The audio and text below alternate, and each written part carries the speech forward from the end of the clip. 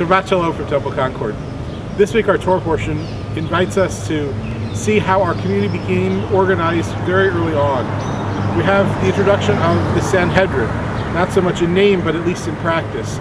70 elders were called to be leaders of the people, and they were to serve as role models, as voices of conscience, voices of moderation, to be the ones to lead, to set an example, to be a moral exemplar, if you will, for how the rest of the community could live. In those days, of course, it was 70 men. Thankfully today, if we were to reconstitute such a thing, we understand equality in different ways, and it would be men and women. And we wouldn't have property rights and all of the other challenges to equality that we've had through the centuries. But this notion of 70 people guiding, of having a group of elders giving advice, this is an essential piece of who we are as Jews.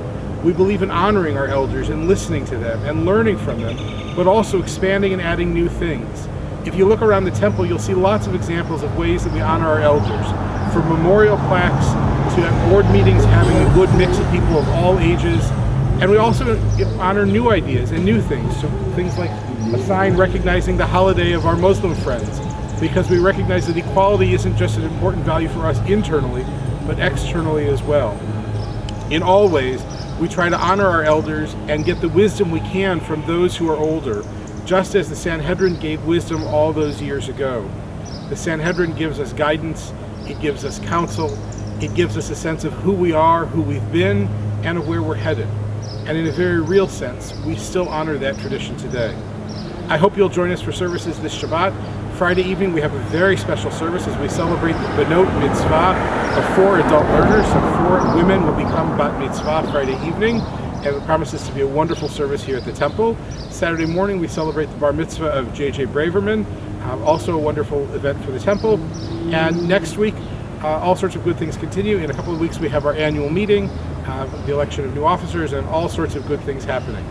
For now though, take time to think about our community and how we honor our elders and include them and listen to them, and how we gather groups of sages, of wise minds to listen.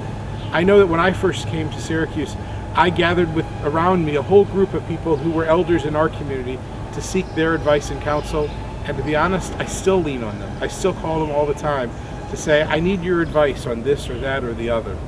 Our tradition gives us a wonderful example of how we can live our lives honoring those who came before us, but charting our own paths at the same time. It's great advice for how to live in such a topsy-turvy world such as ours. I look forward to seeing you at the temple, and I hope you'll feel the power and the wisdom of the Sanhedrin as I do this Shabbat. Shabbat Shalom for now.